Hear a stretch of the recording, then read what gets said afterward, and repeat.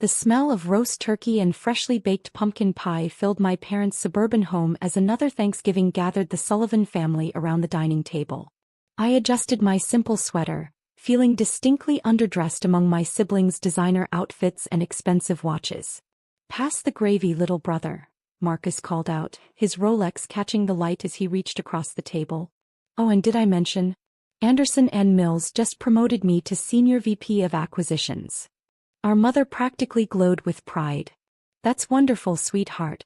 Isn't that wonderful, James?" She nudged our father, who was already nodding enthusiastically. "That's my boy." Dad beamed, following in my footsteps just like I always knew you would. I passed the gravy boat, trying to ignore the familiar ache in my chest. 10 years ago, I disappointed them all by declining a position at Dad's firm to start my own business. Independent consulting, they called it with barely disguised disdain. "Speaking of business," Marcus continued, straightening his Italian silk tie, "we're closing a huge deal next month. $40 million contract with Global Tech Solutions." He paused for effect. "Largest acquisition in the company's history." Our sister Megan, herself a successful corporate lawyer, raised her wine glass. To Marcus, the family's golden boy. Everyone raised their glasses except me. I was too busy processing what Marcus had just said. Global Tech Solutions. My company. Well, one of them anyway. "What about you, Daniel?" Mom turned to me with that familiar look of concern she'd perfected over the years. "Still running that, what do you call it?" "Summit Business Solutions," I supplied quietly. His mom. "Still running it." Marcus snorted into his wine glass. "Running it? More like hiding in that tiny office downtown." "How many employees do you have now, Danny?" 2. 3.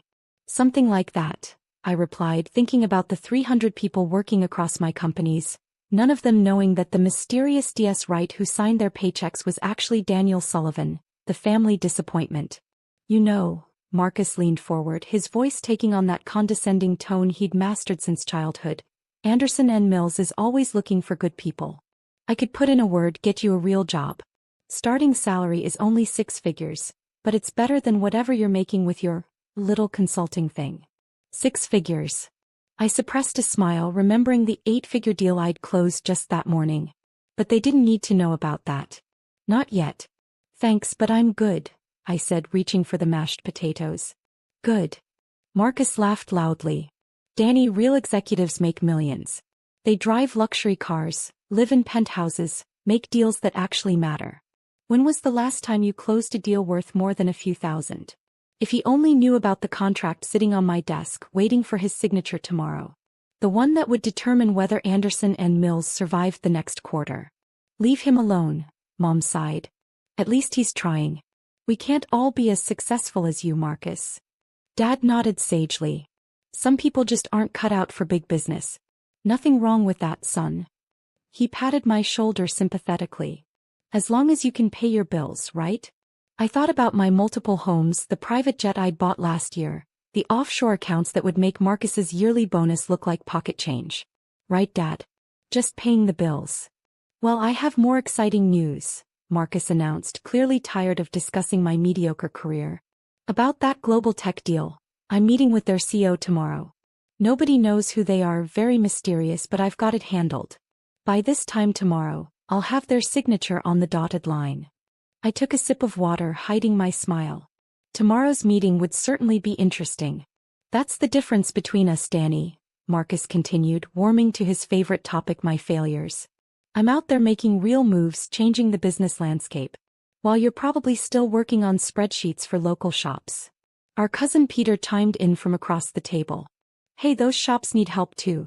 Though," he lowered his voice conspiratorially, "I heard Global Texo is ruthless. They say half their acquisitions end in complete takeovers. Better watch out, Marcus." Marcus waved his hand dismissively. "Please. I've never met a CEO I couldn't charm. This deal is practically done. In fact." He raised his glass again. "To the biggest deal of my career. $40 million, baby." Everyone cheered. I quietly checked my watch. 16 hours until our meeting.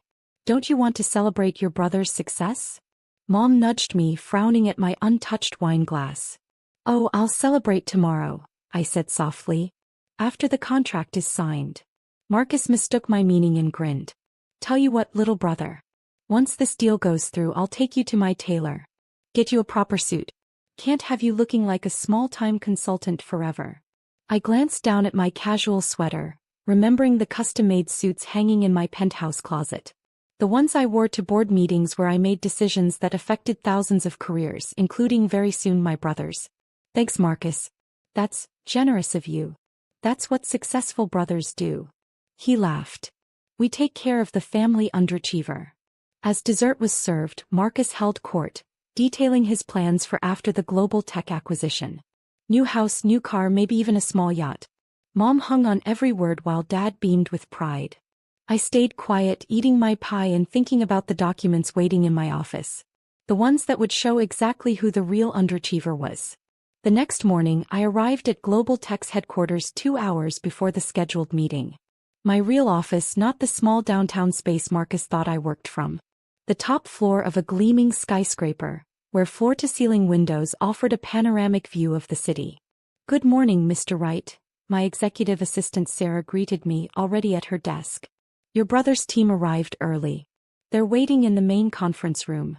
I smiled, removing my cashmere coat. How early? An hour. Mr. Sullivan has been telling everyone who'll listen about his guaranteed success rate with CEOs. She paused. He also asked if we could upgrade the coffee. Apparently, it's not premium enough for Anderson and Mills executives. Is that so? I straightened my bespoke suit, worth more than Marcus's yearly bonus. Let's not keep him waiting then. Through the one-way glass, I observed my brother holding court in the conference room. He'd positioned himself at the head of the table, my usual seat, regaling his team with stories of his past negotiation victories. The CEO doesn't stand a chance, I heard him say. Nobody says no to Marcus Sullivan. I checked my reflection in the glass. Gone was the casual sweater from last night, replaced by a Tom Ford suit that cost more than Marcus's car. This was D.S. Wright, CEO of Global Tech Solutions and 12 other companies, not Danny Sullivan, the family disappointment. Send in the legal team first, I instructed Sarah. Let's see how well he handles actual negotiation. For the next hour, I watched through the glass as my top lawyers systematically dismantled every argument Marcus presented. His confident smile faded as they found flaws in his proposal, questioned his company's financials, and demanded better terms. This is ridiculous, Marcus finally exploded. I demand to speak with D.S. Wright directly. That was my cue. The room fell silent as I entered. Marcus stood up, straightening his tie, ready to unleash his famous charm. Then he saw me. His face went through a series of expressions. Confusion, disbelief, shock, and finally horror. Danny. His voice cracked. What are you doing here? This is a high-level executive meeting. I know exactly what this meeting is, I said calmly, taking my seat at the head of the table. I called it. But. Marcus sank back into his chair. You run Summit Business Solutions. That little consulting firm. One of my companies, yes. I opened the contract in front of me. Along with Global Tech Solutions, Wright International Holdings, and about 10 others you've probably heard of. I smiled. Still think I need help with my spreadsheets? The blood drained from his face as realization set in. You're D.S. Wright? The D.S. Wright. The one your company's been desperately trying to make a deal with? Yes. I leaned forward. Though I have to say, after reviewing your proposal, $40 million seems a bit ambitious.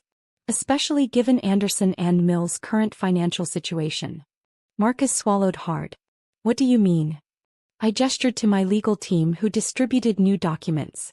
Your company's been hemorrhaging money for months. That's why you need this deal so badly. But instead of doing proper due diligence, you've been busy bragging about your guaranteed success. This is a joke, right? Marcus looked around desperately. Danny, come on. Mr. Wright, I corrected him. And this is no joke. Your company has 2 options. Accept our revised offer of $20 million with new management oversight, or we can end discussions entirely. Your board already knows about your financial situation. How do you think they'll react when this deal falls through? Marcus's hands were shaking as he stared at the new contract. $20 million? But my promotion, my plans. should have been based on reality rather than arrogance. I stood up. You have 10 minutes to decide. Oh, and Marcus? That story you told last night about taking care of the family underachiever? Quite entertaining. I left him there, sweating in his Italian suit, and returned to my office. Through the glass, I watched him sign the revised contract with trembling hands. Within hours, the story spread through both companies. Marcus Sullivan, the rising star of Anderson and Mills, had not only failed to secure his promised $40 million but had been thoroughly outmaneuvered by his supposedly unsuccessful younger brother. That evening, my phone exploded with messages from family members. Mom, why didn't you tell us? All these years. Dad, son, I don't know what to say. We had no idea. Megan, holy shit, Danny. You're that DS right. The last message was from Marcus. You humiliated me. My career is over. I replied to him alone. No, Marcus. You humiliated yourself. I just showed you what a real executive actually looks like. Next week's family dinner would certainly be interesting. I made a mental note to wear one of my better suits. After all, I had an image to maintain now that I wasn't playing the role of family failure. My assistant Sarah appeared in the doorway. Your mother's on line 1. She's asking about Thanksgiving dinner next week. Apparently, she'd love to host it at your little downtown office. I smiled, thinking about my penthouse with its wine cellar and private chef. Tell her I'll host this year. It's time the family saw how the underachiever really lives. Sometimes success doesn't need to be announced with constant bragging. Sometimes it's better to let it speak for itself, preferably through a $20 million contract with your arrogant brother's signature on it.